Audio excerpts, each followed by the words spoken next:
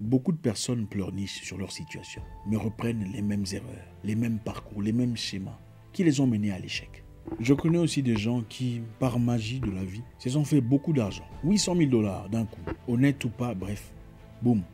Mais quelques temps après, en moins de 6 mois, fini. Paye-moi le carburant s'il te plaît. 800 000 $. Et qu'est-ce qu'ils ont pour montrer? Absolument rien.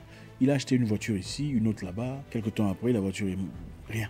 Est-ce la faute de l'argent? Absolument pas. L'argent ne te rend pas riche, mais c'est la gestion de l'argent qui te rend riche. Cette vidéo aborde une vérité brutale, mais libératrice. Notre situation financière dépend moins de nos revenus que de nos comportements. Un message qui devrait être entendu par tous ceux qui souhaitent et qui rêvent d'une stabilité économique. Petite pause. Si tu aimes ce type de contenu, n'hésite pas à me mettre un like et à t'abonner pour rejoindre la famille. Deuxièmement, j'ai récemment publié mon 4e livre intitulé « Gagner 1 million de francs CFA par mois avec Internet est aisé », dans lequel je te présente les business qui marchent et les business qui ne marchent pas. Comment tu peux générer 1 million de francs CFA par mois de bénéfices au bout de 6 mois d'activité. Je t'ai expliqué toutes mes stratégies dans ce livre. Je te mets toutes les informations dans la barre de description. Je te remercie pour ton soutien. On peut continuer la vidéo. Pour améliorer sa vie financière, il ne faut pas seulement blâmer le boulot, ou le manque d'emploi, le manque d'argent ou le petit salaire qu'on reçoit. Il faut plutôt se focaliser sur soi-même. Il faut améliorer soi-même. Parce qu'il y a des gens qui vivent peut-être mieux que vous, avec moins d'argent que vous. Et ils n'ont pas nécessairement moins de dépenses que vous, croyez-moi. Je ne sais pas, parmi vous, il s'y trouvera certainement des personnes qui ont pu manager leur vie avec très peu d'argent, mais qui ont du mal à manager leur vie aujourd'hui avec un peu plus d'argent, si pas beaucoup plus. Ça m'est déjà arrivé à moi. Le principe de l'argent est très simple pour tout le monde. Dépensez moins que vous ne gagnez. Si vous dépensez plus que vous ne gagnez ou autant que vous gagnez, vous n'irez nulle part. Vous êtes en train de travailler comme esclave. Vous ne travaillez pas pour vivre, mais vous travaillez pour survivre. Si vous gagnez 100 $ par mois et qu'à la fin du mois, vous dépensez 90, vous êtes en train de perdre. Vous êtes esclave. Si vous gagnez 100 $ et qu'à la fin du mois, vous dépensez 60 ou 70, vous êtes en train d'aller quelque part parce que vous avez quelque chose quelque part. Vous avez cette marge de quelques dollars. Le principe est simple. À la fin de chaque mois, vous devez transférer un peu d'argent du mois précédent. C'est comme ça qu'on crée cette stabilité, cette aisance financière. C'est la seule façon. Ce n'est pas le montant que vous gagnez qui est le problème. Le problème, c'est votre façon de dépenser le montant que vous... votre façon de user le montant que vous gagnez. C'est là où est le principe de votre situation financière. Je connais des gens dans mon pays natal qui ont commencé nulle part. Des gens qui au départ vendaient des cigarettes, des stylos, des bonbons, des petits outillages. Mais aujourd'hui ont des établissements, des grandes entreprises, des sociétés, des hôtels incroyables. Comment l'ont-ils accompli? Sont-ils extraterrestres ou extraordinaires? Non. Vous n'avez pas nécessairement besoin d'un financement pour faire un beau projet. Vous n'avez pas nécessairement besoin de la banque pour commencer quelque part. Si vous n'y arrivez pas aujourd'hui, avec le peu que vous avez, vous aurez du mal avec beaucoup d'argent. Si vous ne pouvez pas gérer votre famille avec le peu d'argent que vous avez, vous aurez du mal à gérer votre vie avec beaucoup d'argent. Aujourd'hui, on pourra voir ensemble quelques éléments qui pourront nous aider à renverser la vapeur. Zach tape juste en dénonçant les tendances à blâmer les circonstances extérieures. C'est-à-dire, oui, j'ai un petit salaire et voilà pourquoi je ne suis pas encore riche.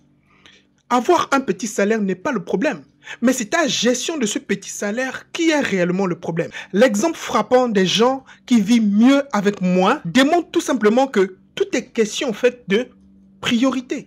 La règle d'or, elle est simple. Dépense moins que ce que tu gagnes. Aujourd'hui, il y a des personnes qui ont un train de vie plus élevé de ce qu'ils gagnent. Donc, cela justifie leur pauvreté. Donc, c'est ce qu'on appelle les pauvres chroniques. Alors, je prends référence du livre La chef de ma mère de Ricardo Kanyama que je te recommande de lire. Au pire des cas, si tu souhaites que je te fasse un commentaire sur ce livre, dis-le moi juste en commentaire. L'argent n'est pas une question de spiritualité. Même si Dieu donne de l'argent, il faut une science pour garder l'argent. Voilà pourquoi les gens vont à l'école pour ça. Il faut une science pour comprendre l'argent. Sinon, l'argent s'en va. D'abord, pour commencer, il faut faire un budget. Faites un budget pour tout. À la fin du mois, vous recevez votre salaire, prenez un bout de papier et écrivez. Faites un budget. Un budget pour vos dépenses.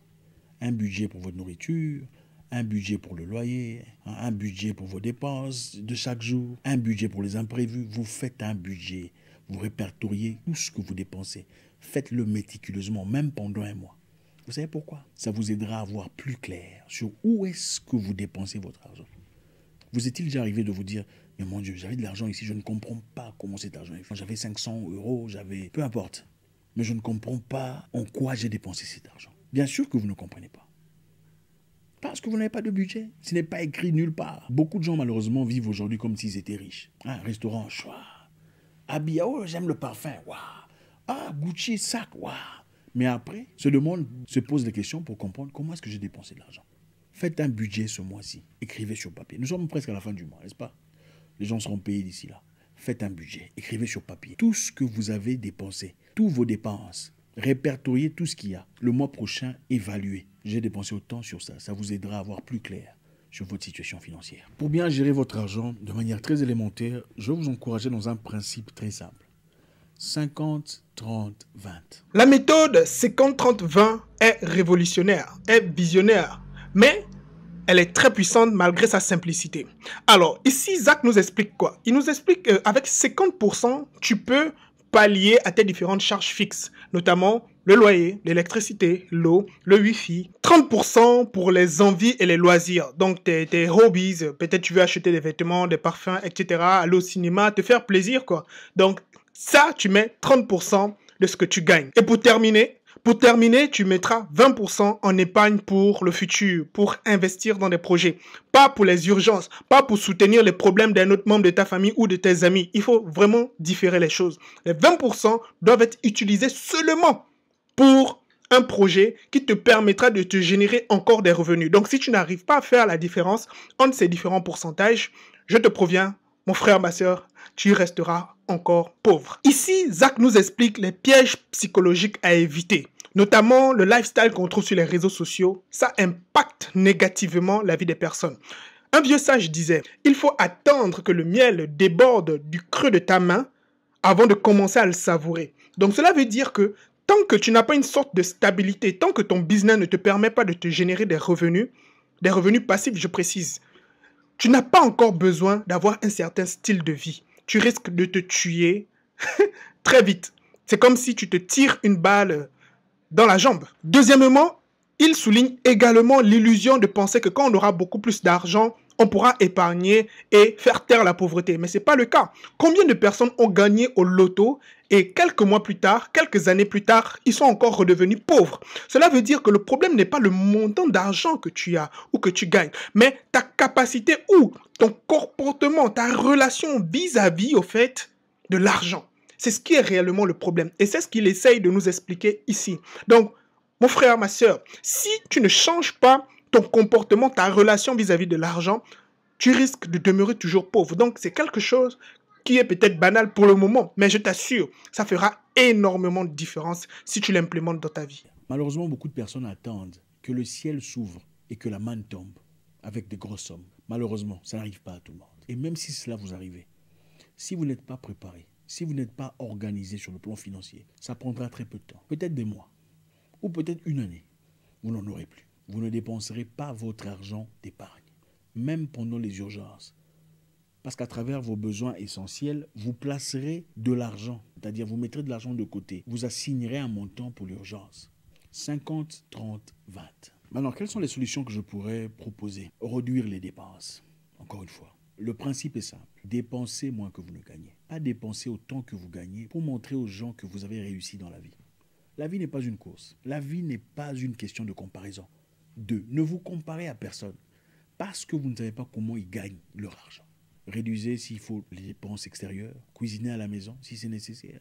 Vous n'êtes pas obligé d'aller toujours manger au resto, même si vous avez les moyens. Ce n'est pas une obligation. Moi, je me souviens, il y a très longtemps, j'ai mangé les haricots lundi, haricots mardi, haricots mercredi, haricots... Pendant 30 jours, j'étais en difficulté. Mais il fallait trouver un moyen. Je me souviens, je travaillais comme vigile, comme sorteur. Et ce n'est que le week-end que je pouvais manger de la viande parce que j'avais fait de l'argent. Il faut savoir s'ajuster dans la vie. Quand on a un projet de vie, il faut savoir avoir une direction, avoir un plan. Pas seulement dire, je vais faire ça, Dieu va m'aider. D'accord, mais attends, il faut avoir un plan. Tu ne viendras pas vouloir épouser ma fille disant, bon, Dieu va m'aider, on va avoir une maison. Non, je dirais non. Monsieur, qu'est-ce que vous avez comme plan de vie? Ça, c'est essentiel. Dépensez moins en bière, si vous buvez de la bière. Je ne suis pas votre pasteur. Alors, je ne me permettrai pas de vous dire arrêtez de boire. Tout excès nuit, mais Si vous dépensez de l'argent dans 10 bières, dépensez dans 2, si pas un. Si vous ne pouvez pas arrêter. L'argent, les finances s'accumulent. Être stable financièrement ne veut pas nécessairement dire avoir $1 milliard. Ça veut aussi dire, bon, en cas de difficulté, de problème, on peut sortir de l'argent et payer. Si quelqu'un de la famille meurt, quelqu'un d'important, un parent ou un oncle, on n'est pas obligé d'aller demander de l'argent qui est demandé quelque part ailleurs pour faire des cotisations, pour faire des choses aussi intimes. C'est ça, avoir cette liberté, cette stabilité financière. Mais la seule façon d'y aboutir, si ce n'est pas à travers des jeux de hasard ou le loto, c'est accumuler progressivement de l'argent en épargnant, en réduisant les dépenses. Non, vous n'avez pas besoin d'un sac Gucci si vous êtes encore en difficulté financière ou vous vivez dans une maison où il y a à peine de l'eau chaude. Vous n'en avez pas besoin. La troisième chose, peut-être qu'il vous faut vous retirer de ces plateformes qui déclenchent certaines pulsions, telles que Instagram. Je connais une personne qui me disait, à chaque fois que je vais sur Instagram et que je vois mes amis prendre du champagne, je vais aussi acheter du champagne pour mettre une photo. À chaque fois que je vois quelqu'un que je connais faire un voyage quelque part, moi aussi j'achète un billet, je ne peux pas rester en arrière, je dois acheter et faire quelque chose. Mais quelles en sont les finalités ? Incapable de progresser dans la vie. Parce qu'en réalité, il faut garder un standard, il faut que le monde dise que je suis aussi apte à faire ce qu'il faut. Évitez de vous exposer dans des activités qui vous poussent à dépenser ou des gens qui vous poussent à dépenser. Oui, il y a des gens qui viennent, ah mon cher, tu sais, il y a des habits, hein, on part voir. Eh mon cher, tu sais, il y a des chaussures, hein, on part voir. Eh mon cher, tel ou tel emmené des chaînettes. Il y a des gens pareils qui vous poussent toujours dans une direction qui n'a pas été prévue. Peut-être qu'il vous faut les éviter. Vous n'êtes pas obligé d'acheter tous les produits qui se présentent, tous les make-up. Vous n'êtes pas obligé de vous procurer tout ce qu'il y a de sortie. Fenty est là, vous achetez. L'autre est là, L'Oréal est là. Vous n'avez peut-être pas besoin de tout ça. C'est vrai que quelquefois, il ne faut pas se priver. Il ne faut pas vivre comme un esclave. Il faut se faire du bien. Mais si votre vie n'est basée que sur « on va acheter ça, je vais acheter ça », qui peut-on blâmer quand on vit dans la sécheresse financière? Soi-même. Pour terminer, ce message devrait être enseigné dans toutes les écoles. En 6 mois d'application stricte de ces principes, n'importe qui peut transformer sa situation financière. Toi qui regardes cette vidéo, quel pourcentage de tes revenus tu arrives à épargner chaque mois? Dis-le-moi en commentaire. Moi de mon côté, je te dis à très bientôt. C'est tout pour aujourd'hui. On se retrouve dans une prochaine vidéo.